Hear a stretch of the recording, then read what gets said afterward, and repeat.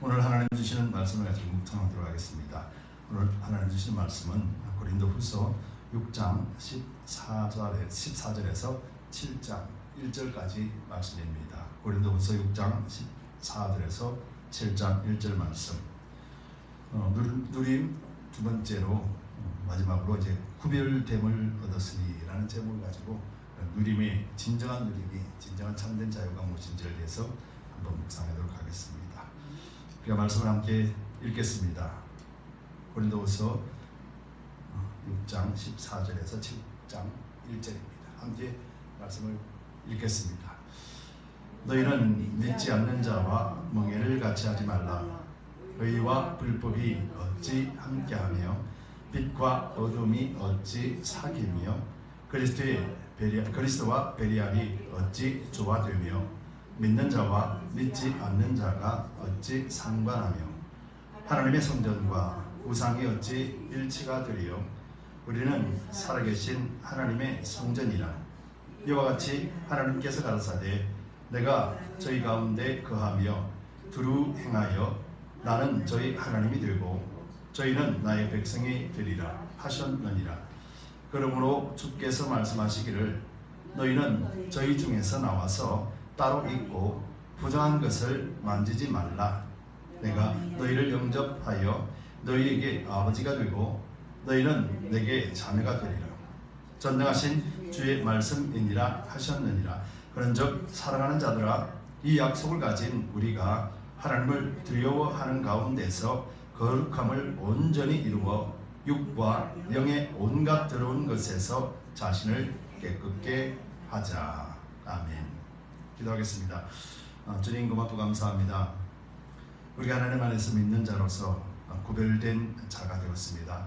이 구별됨이 얼마나 우리에게는 참된 자유요 또 진정한 누림이 되는지 우리 모든 성도님들 위에 하나님 것을 깨닫고 온전한 기쁨 가운데 누리게 하여 주옵소서.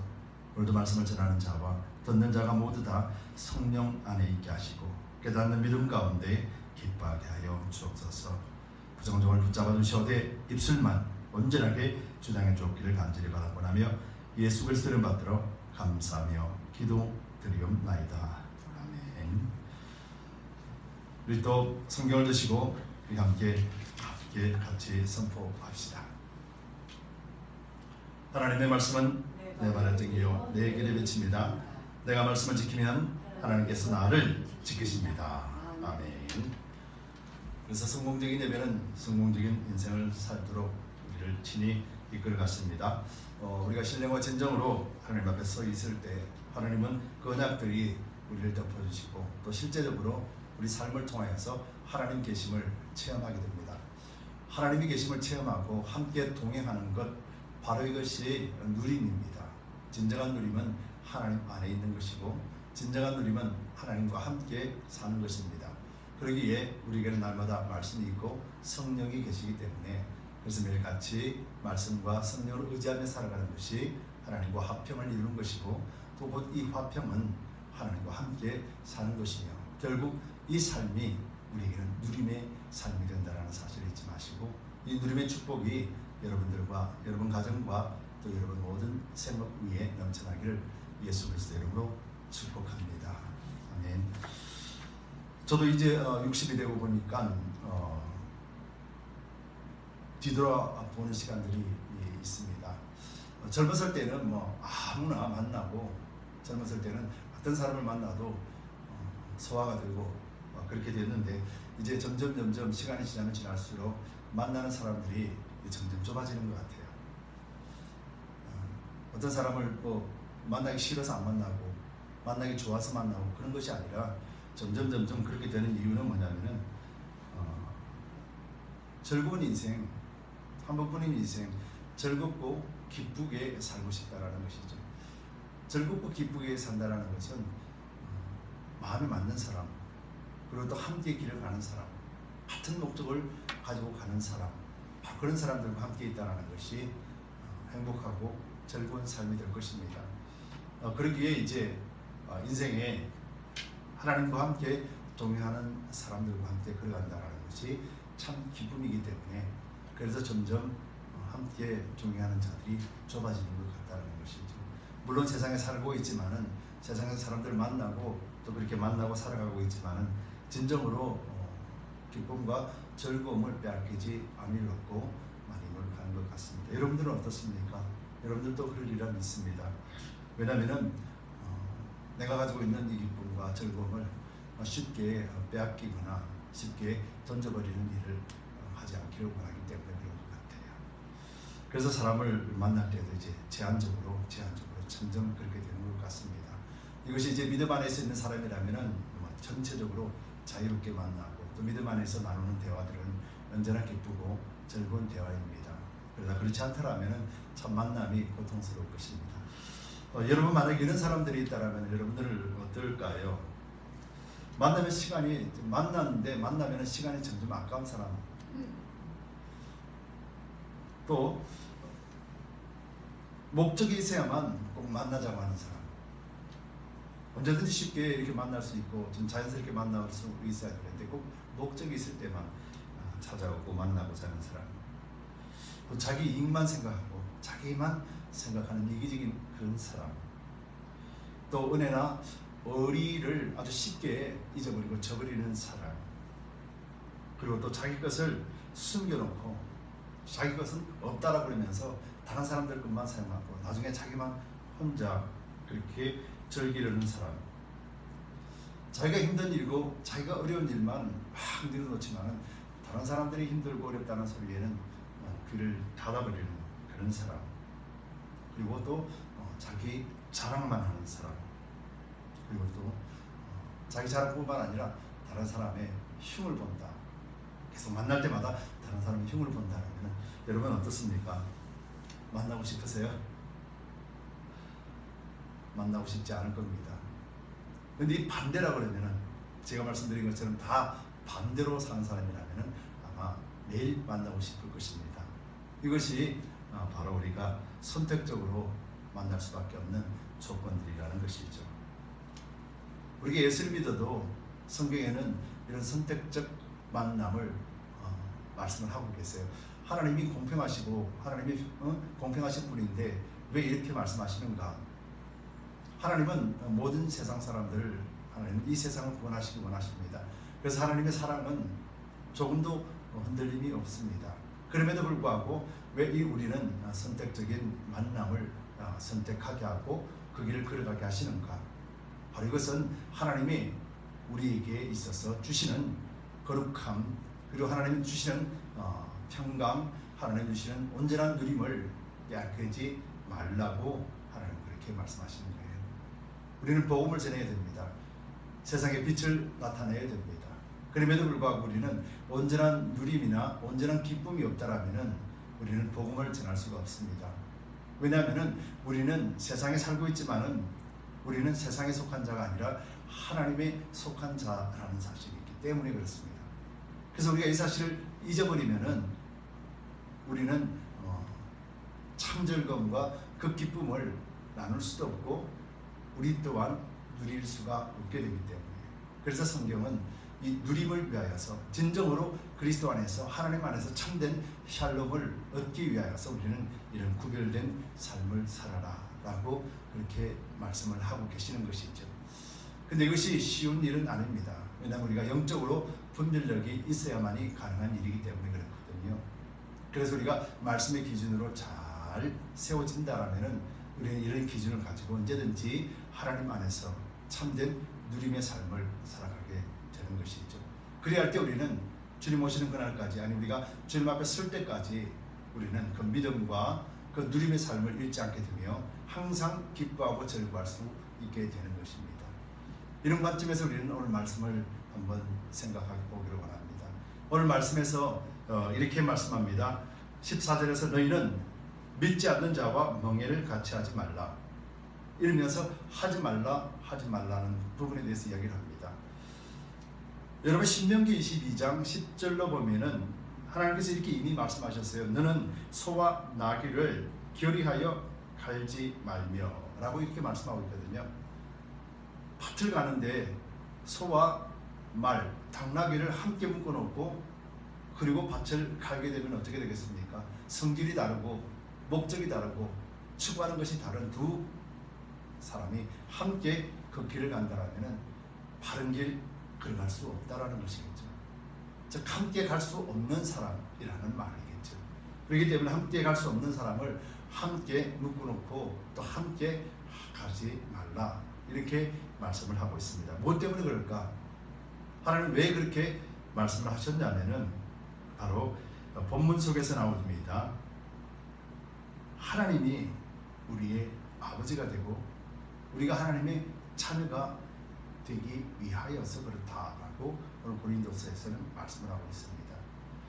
오늘 본문 17절 18절에서 지금까지 쭉 안 되는 것에 대해서 이야기를 합니다. 그러고 난 다음에 이제 17절 18절에서 그러므로 주께서 말씀하시기를 너희는 너희 중에서 나와서 따로 있고 부정한 것을 만지지 말라 내가 너희를 영접하여 라고 말씀하고 있는데 원문에는 이렇게 되어 있습니다.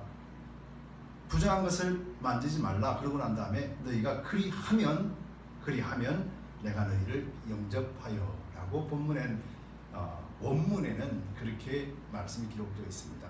즉 조건적이라는 것이죠. 즉 우리와 함께 믿지 않는 자와 믿는 자가 함께 길을 걸어가지 말라 라고 합니다. 그러면서 그 조건이 지켜질 때 하나님은 우리를 영접하시겠다 라고 말씀하신 것이죠. 즉 이 말은 우리가 세상에 살아가면서 사람을 단절하고 사람과 관계를 끊어버리라 그런 의미가 아니라 조금 전에 설명드렸듯이 누림의 관점에서 그렇게 말씀하시는 것이라 우리가 이해를 해야 됩니다. 그래서 누림에 있어서 하나님과 함께 걸어가는 사람, 같은 목적과 같은 목적지를 향해 가는 사람과 걸어갈 때 비로소 우리는 하나님이 우리에게 주시는 그런 기쁨과 즐거움 그리고 누리는 삶을 빼앗기지 않게 된다라는 것을 말하는 것이죠. 여러분 함께 가기 싫은 사람과 간다는 것은 그만큼 고역스러운 일이 없을 것입니다. 여러분 함께 갈 수 없는 사람들이 대체적으로 어떤 사람입니까? 이것은 영적인 의미예요. 내 감정을 이야기하는 것이 아니라 영적인 의미입니다. 오늘 본문에서 보면 15절부터 시작되어지는 그리스도와 벨리알이 어찌 조화되며 믿는 자와 믿지 않는 자가 어찌 상관하며 하나님의 성전과 우상이 어찌 일치가 되리요 우리는 살아계신 하나님의 성전이라 이와 같이 말씀하시되 라고 말씀합니다. 우리는 하나님의 성전이라 말씀하십니다. 거룩한 존재라 합니다. 그렇기 때문에 거룩하지 않는 것과 같이 가지 말라 이렇게 말을 한다는 것이죠. 얼마 전에 기독교 신문을 보았습니다. 기독교 신문에 봤더니 이런 기사가 있습니다. 조 바이든 대통령이 이렇게 이야기를 했다고 해요. 트랜스젠더, 즉 성소수자들, 세상에 말하는 그런 사람들입니다. 즉 성에 대하여서 자기가 주장할 수 있는 권리가 있다는 것이죠. 그래서 남자가 여자로 여자가 남자로 바뀌는 것에 대해서 그것을 불법으로 한다면 이것은 큰 죄악이다. 대통령이 지금 그렇게 이야기했습니다. 그럴 뿐만 아니라 남자가 여자로 바뀌었다면 여자들이 하는 운동, 여자들이 하는 스포츠에도 함께 가서 스포츠를 할 수 있게 해야 된다. 만약에 이걸 막는다면 이건 죄악이다. 지금 대통령이 그렇게 발언을 했다라고 합니다. 여러분 이것은 그리스도인으로서 하나님의 말씀으로서 대치되는 말이지요. 그런데 오늘날 그리스도인들과 교회를 보면은 이런 것들을 수용하려고 하는 자세들이 있습니다. 예수님의 사랑, 십자가의 사랑이라는 명목 아래요. 여러분 이것은 거짓입니다. 예수님의 십자가 사랑은 그 죄를 용서하시지만은 하나님 그 죄값은 하나님 반드시 치르게 한다는 것이죠. 그런데 더 중요한 것은 여기서 문제 삼는 것은 그 사람들이 어떻게 됐더라, 그 사람들이 잘못됐더라 이렇게 말하고자 하는 것이 아니라 바이든이 말하는 것처럼 이것은 불법이다, 이것은 안 된다라고 말하는 그것, 안 된다라고 말하는 그것이 죄악이다, 그런 관점에서 보고 있다는 것이죠. 우리가 그리스도인으로서 그리스도의 십자가와 사랑을 증거하지만은 잘못된 것에 대하여서 잘못되다 말하는 것, 이것 바이든은 죄악이다 그렇게 말하는 것이에요. 여러분 이것이 오늘날 세상이 그리스도인들에게 도전하고 있는 것입니다. 세상은 평등을 말합니다. 세상은 공평을 말합니다. 그런데 성경을 보면은 하나님은 절대적으로 평등하시고 공평하신 분이십니다. 그런데 성경을 보면은 공평하지 않다라고 얘기할 수 있는 대목들이 너무너무 많이 있어요. 어떤 점인가? 첫 번째로 과수원에 일꾼을 모집합니다. 아침 일찍 온 사람들이 있습니다. 그리고 정오에 온 사람도 있고 2시에 온 사람, 3시에 온 사람, 5시에 온 사람들이 있습니다. 그래서 열심히 일을 했습니다. 그런데 돈을 지불하는 것 보니까 5시에 온 사람이 자기가 받는 돈하고 똑같이 받으니까 어떻게 돼요? 맨 처음에 들어온 사람들이 이거는 불공평합니다 라고 말을 합니다. 두 번째로는 탕자의 이야기를 한번 보자는 거죠. 동생은 아버지 재산을 반을 가지고 나갔습니다. 다 탕진했습니다. 그러고 돌아왔는데 아버지는 그 아들을 맞이하며 다시 아들의 위치에 서게 했습니다. 근데 큰아들 입장에서 보면은 이것은 불공평한 처사입니다. 왜? 큰아들은 자기 친구들과 잔치를 벌일 수 있도록, 그리고 잔치 벌이는데 양 한 마리 한번 잡아준 적이 없기 때문에 라고 말을 하게 되죠. 세 번째로는 예수님 십자가에 죽으셨을 때 오른편 강도 왼편 강도의 이야기입니다. 오른편 강도가 한 게 뭐 있겠습니까? 당신의 나라가 임할 때 나를 기억해 주옵소서. 당신 죄가 없습니다. 그랬더니 오늘 네가 나와 함께 낙원에 있으리라. 엄청난 구원을 약속해 주셨어요. 왼편의 강도는 자기가 하고 싶은 말 다 했습니다. 아니 죄가 없는 사람이 어떻게 십자가에 박힐 수 있느냐? 나도 죄인이고 너도 대인이고 다 죄인 아니냐? 세상의 관점에서 보면 맞는 이야기입니다. 그런데 한 사람은 구원받고 한 사람은 구원을 못 받았다는 것이죠. 여러분 이것을 잘 보시면은 불공평하다라고 느낄 수밖에 없는 것이죠. 그런데 과연 정말로 불공평합니까? 하나님과 예수님은 그 불공평하다라고 여기는 그 사람들에게 하나님은 어떤 불이익이나 그 사람에게 어떤 나쁜 처사를 하셨습니까? 그렇지 않거든요. 포도원에 들어오는 인부들에게 일하기 전에 분명히 약속을 했거든요. 너는 이렇게 일하면 내가 얼마를 줄게. 반드시 약속한 대로 그 이행했습니다. 그런데 일 많이 했다고 이건 약속이었거든요. 그런데 그 은혜를 통하여서 조금만 일한 사람에게도 불쌍히 여겨서 그래서 똑같은 돈을 줬다고 해서 그것이 불공평하다 말할 수 있는가? 여러분 우리는 여기서 보게 되면은 모든 사람들이 공평과 불공평의 기준이 어디에 있냐면 자기 자신에게 있다는 것이죠. 여러분 이런 일들이 얼마나 많이 있겠습니까? 오늘 본문에서는 성경에서는 그렇게 말합니다. 너희는 믿지 않는 자와 멍에를 같이 하지 말라. 우리가 듣기에는 불공평하게 느껴집니다. 그리스도인의 입장에서 보면, 예수님의 사랑의 입장에서 보면 불공평하게 보여집니다. 그런데 이것은 불공평한 것이 아니라 하나님의 일방적인 은혜로 구원 얻은 자들에게 하나님 주시는 참된 의와 평강과 희락이라고 하는 놀라운 누림을 빼앗기지 말라라고 하는 말씀이라는 것입니다. 여러분 우리가 바이든이 말했던 것처럼 그래서 트랜스젠더들이 자기 몸 마음대로 하는 것에 대해서 아닙니다. 그렇게 하면 안 됩니다. 그건 잘못된 것입니다. 라고 말하는 것이 죄악이라고 말할 정도라면 우리가 과연 그들과 함께 길을 걸어간다면 여러분들이 믿음을 지킬 수 있겠습니까? 여러분들이 그 상황 속에서 하나님 주시는 평안을 누릴 수 있겠습니까? 여러분들이 그 상황 속에서 기쁨으로 복음을 전할 수 있겠습니까? 어떻습니까? 절대로 그렇게 할 수가 없습니다. 그런데 이것 하나를 알 때, 이것 하나를 분명히 알 때 우리는 그것을 행할 수가 있다는 것이죠. 여러분 세상은 점점 악한 상태로 이어져가고 있습니다. 세상의 가치관은 평등이고 사람들로 하여금 그런 삶을 살게 합니다. 그걸 맞다라고 여겨요. 그래서 바이든조차도 그것이 평등이라고 생각합니다. 그들을 인정해주고 그 사람들이 트랜스젠더들이 어떻게 만들지 간에 자기 몸을 어떻게 만들지 간에 그것을 인정해 주는 것이 세상의 가치로서는 평등이라고 합니다. 그런데 하나님은 절대로 그것은 아니다라고 분명하고 말씀을 합니다. 왜 그러신 줄 아십니까? 오늘 본문 속에서 이렇게 말씀을 하기 때문에 그렇습니다. 그러므로 17절에서 이렇게 말합니다. 그러므로 주께서 말씀하시기를 너희 중에서 나와서 따로 있고 부정한 것을 만지지 말라. 그리하면 내가 너희를 영접하여 너희에게 아버지가 되고 너희는 내게 자녀가 되리라. 전능하신 주의 말씀이니라 하셨느니라 라고 말씀하는 겁니다. 여러분, 여기서 하나님께서 우리를 영접하셨다라고 말하는 것이죠. 영접하신다라는 것이 과연 무엇이겠습니까?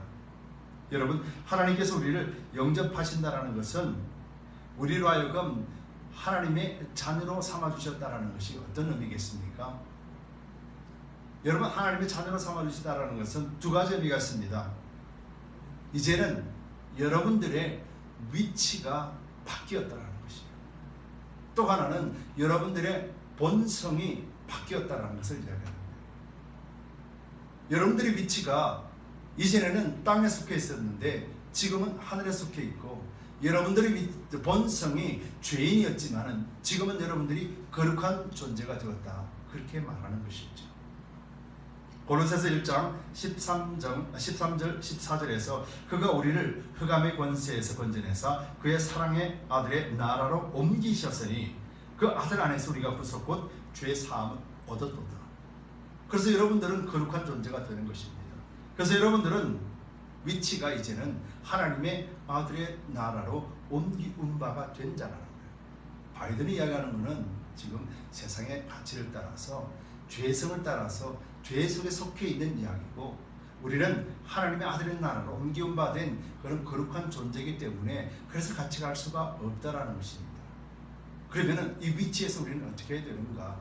1대1의 그런 평등한 위치가 아니라 땅과 하늘이라고 하는 엄청난 차이 속에 갇혀 있다는 것이죠. 여러분들의 가치가 그런 존재라는 것이죠.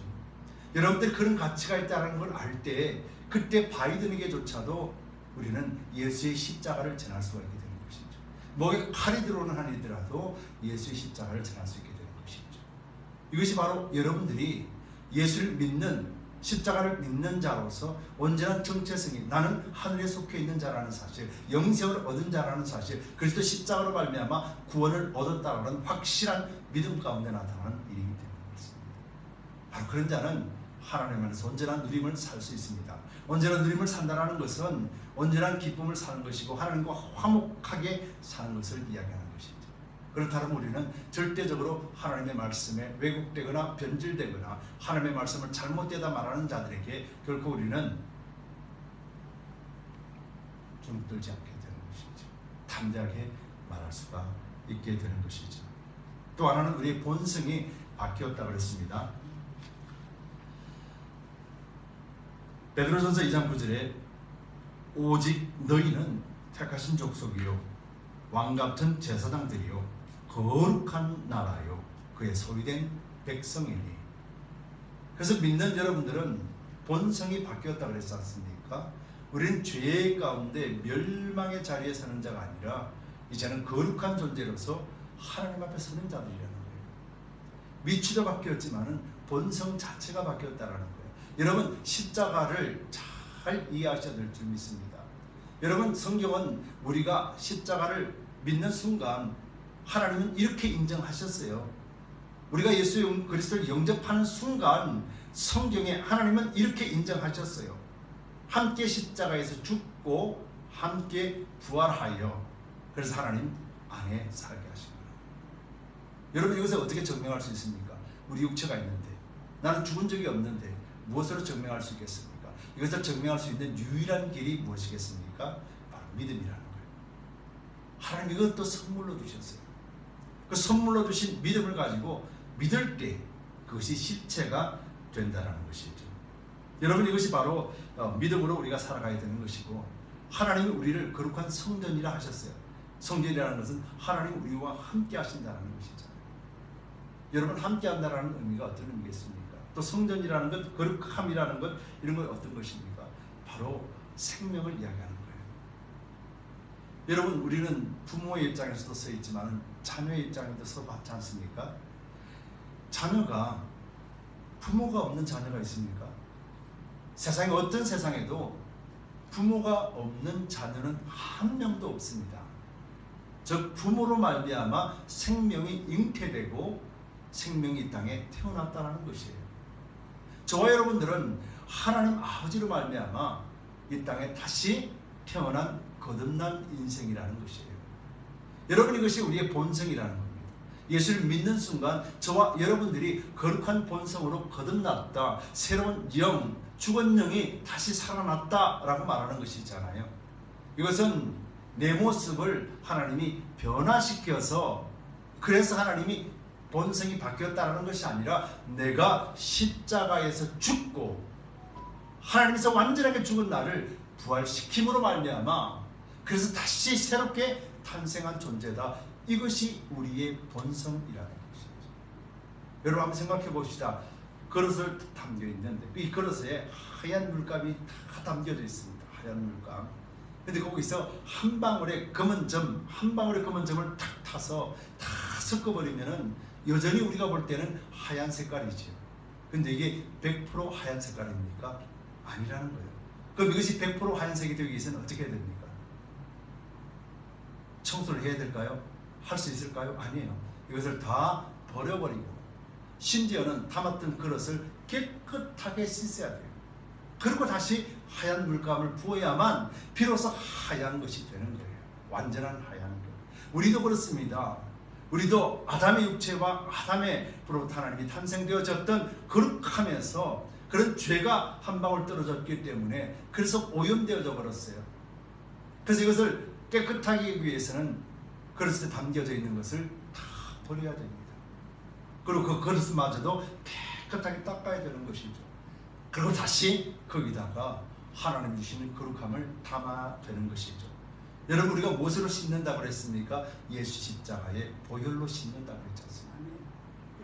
그래서 우리는 보혈로 씻겨진 그릇이라는 거예요.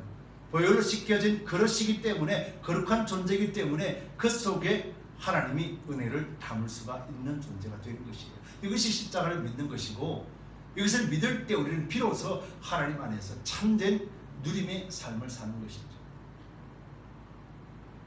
세상이 어떠하다 할지라도 그것에 반응하면서 그렇게 사는 것이 아니라 하나님 나라의 기쁨을 늘 가지고 살면서 판단하거나 정죄하지 아니하고 우리가 하늘에 있는 가치를 가지고 높은 위치에 서서 그렇게 바라보는 세상은 죄악된 세상이고, 하나님이 저들을 구원하시기 위하여서 예수님의 십자가를 달리하셨다는 사실을 인식하게 되고, 그래서 우리 또한 함께 그들에게 예수님의 십자가가 어떤 것인가를 가르쳐 줄 수 있으며 그들도 하나님이 원하시는 자리에 나올 수 있도록 사용되어지는 도구가 되는 것이죠. 여러분, 오늘 본문 말씀은 너희는 잘라라, 다 없애버려라, 그리고 네 하나만 살아라, 네 믿음 네가 지켜라, 그런 의도에서 말씀하시는 것이 아니라 하나님 안에서 진정한 누림이 무엇인가, 하나님과 화평을 이루는 것, 그것 방해하는 것, 그것 잘라버리라는 거예요. 여러분들에게 있어서 하나님과의 화평을 방해하는 것이 무엇이겠습니까? 교회를 통하여서 하나님과 화평을 방해하는 것이 무엇이겠습니까? 여러분, 세상의 가치관입니다. 그리고 나에게 있어서는 내 육체입니다. 내 생각과 내 지혜와 내 지식과 내가 생각하기에는 하고 말하는 이 주체 사상, 이 주체성, 바로 이것이 하나님과 화목되지 못하게 만들어버린다는 것이죠. 여러분, 그럴 때 우리가 생각합시다. 십자가를 한번 생각해 보시오. 그럴 때 우리는 나는 십자가에서 이미 죽고 새롭게 태어난 자구나. 그러면서 우리가 우리 속에 계시는 성전이라고 하신 거룩한 곳에 계시는 하나님 앞으로 나아갈 수 있는 존재지. 나는 매일같이 하나님 앞에 설 수 있는 존재지. 그러면서 하나님 앞에 나아가는 것입니다. 하나님, 나라는 육체는 이런 존재입니다. 나라는 육체는 하나님을 거부하고 거역합니다. 조금만 일이 있어도 기분 나쁘고 조금만 일이 있어도 자존심 상합니다. 이 육체는 그런 모습입니다. 하나님, 나를 도와주시고 나의 거룩함을 더욱더 하나님 확대시켜 주옵소서. 그리고 말씀 앞으로, 성령 앞으로, 기도 앞으로 나가게 되는 것이죠. 바로 이것을 이야기하는 것입니다. 그래야 우리는 하나님은 우리 아버지가 되고 우리는 하나님의 자녀가 됨을 잃지 않게 되고 그 누림 또한 빼앗기지 않게 된다는 것이죠. 여러분, 고린도서에서 말하는, 바울이 말하는 그 깨끗함, 정결함, 더러움, 이런 것들을 오늘 본문 속에서 이렇게 말하고 있습니다. 우리가 그것을 어떻게 우리는 깨끗하게 할 수 있을까? 본문 7장 1절에 보면은 그런즉 사랑하는 자들아, 이 약속을 가진 우리가 하나님을 두려워하는 가운데서 거룩함을 온전히 이루어 육과 영의 온갖 더러운 것에서 자신을 깨끗하게 하자. 온갖 더럽게 만드는 것이 뭡니까? 육은 바로 육체적인 세상을 이야기하는 것이죠. 물질을 이야기하는 것입니다. 하나님보다 물질을 더 사랑하는 그 육체를 이야기하는 것이고, 영은 무엇이 우리를 더럽게 만듭니까? 하나님 외에 전적으로 하나님만을 신뢰하고 하나님만을 의지하지 아니하고 우상으로 새겨진, 우상을 따라가는 삶, 하나님을 거역하는 삶, 그런 삶을 이야기하는 것이죠. 여러분, 저와 여러분들이 정결하게 될 수 있는 유일한 길은 다른 길이 아니라 예수 그리스도 십자가를 전적으로 신뢰하는 것입니다. 나는 죽고 그리스도와 함께 부활에 동참한 것, 바로 이것을 전적으로 신뢰하고 하나님이 선물로 주신 그 믿음을 가지고, 그리고 우리에게 나아갈 때, 그때 하나님 앞에 나갈 때 우리는 하나님과 나와의 그 화목을 빼앗기지 않게 됩니다. 여러분, 십자가로 하나님과의 화목의 길을 예수님은 이미 다 열어주셨어요. 우리의 그 믿음을 가지고 본다면 그 믿음의 길 속에 하나님과의 화목이 이루어졌음을 그때 우리는 발견하게 되는 것입니다. 그래서 믿지 않는 자들과 믿는 자들과 함께 연합되지 못한다는 사실을 비로소 깨닫게 되죠. 여러분, 저와 여러분들은 인간적으로 그런 삶을 사는 것이 아닙니다. 저와 여러분들은 이제 믿음 가운데 살아가며 다시 오실 주님을 예배하고 준비하며 그 영생의 소망 가운데 살아가는 자입니다. 이것이 성경이 말씀하시는 성도요 그리스도인의 모습입니다. 그래서 성경은 이렇게 말하죠. 데살로니가전서 5장 23절에서 평강의 하나님이 친히 너희로 온전히 거룩하게 하시고, 그 평강의 하나님 우리를 친히 거룩하게 하셨습니다. 예수님이 십자가로 말미암아 믿는 모든 자들을 하나님이 약속하신 말씀대로 우리를 거룩하게 하시고, 또 너희 온 영과 혼과 몸이 우리 주 예수 그리스도 강림하실 때 흠없게 보존하기를 원합니다. 흠이 없게 보존하기를 원합니다. 바로 이것이 뭡니까? 하나님이 우리와 늘 함께 하심을 잊지 않을 때, 그때 우리는 이것을 흠없이 보존하게 된다. 즉 이것을 성경에서는 끝까지 승리한 자다라고 그렇게 표현하고 있는 것이죠. 그래서 오늘 본문 속에서 말하는 것이 그것입니다. 어찌 함께하며, 어찌 사귀며, 어찌 조화되며, 어찌 상관하며, 어찌 일치가 되리요. 우리는 하나님의 거룩한 성전이기 때문에 하나님과 대치되고 하나님을 도전하는 세력, 그것은 일치되지 않는다는 것을 분명코 말씀하고 있습니다. 바로 이것이 누림입니다. 여러분, 세상의 누림과 믿는 자의 누림은 다릅니다. 세상은 누림은 육체의 쾌락을 이야기합니다. 그러나 그리스도의 누림은 영적인 쾌락을 이야기하는 것입니다. 여러분, 영의 기쁨이 무엇이겠습니까?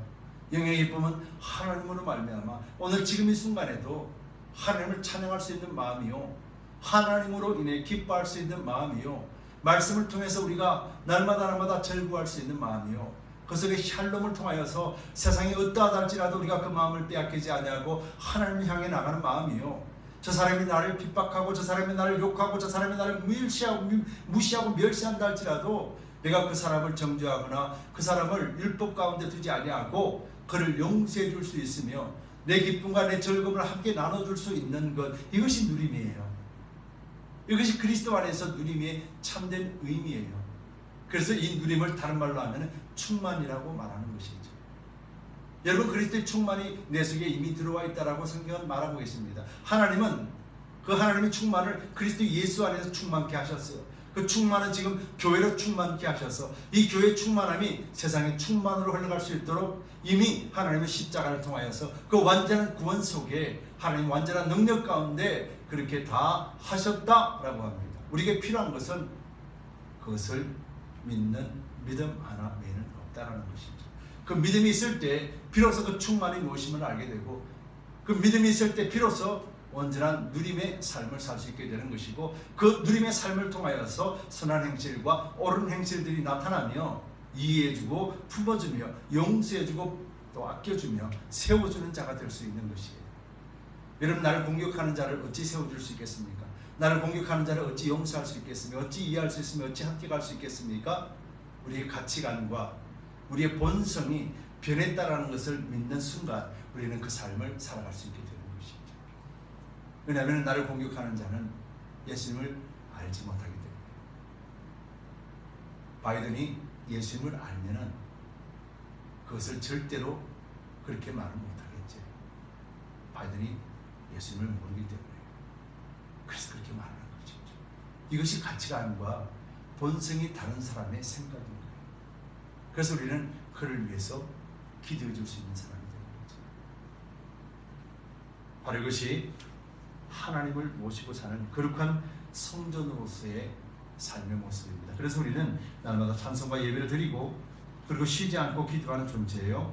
성령의 도우심으로 예수 그리스도의 깊이와 넓이를 깨닫고 알 수 있는 그 아주 특별한 위대한 존재라는 것이죠. 그래서 여러분, 저와 여러분들에게 필요한 것은 다른 것을 아는 것이 아니라 예수님에 관하여서 아는 것입니다.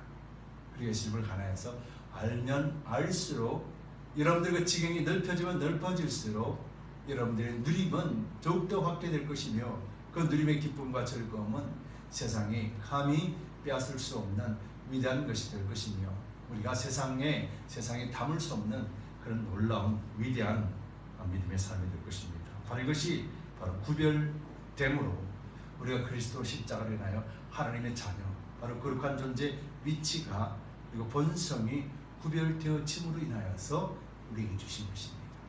저와 여러분들이 바로 이 사실을 잊지 마시기 바랍니다.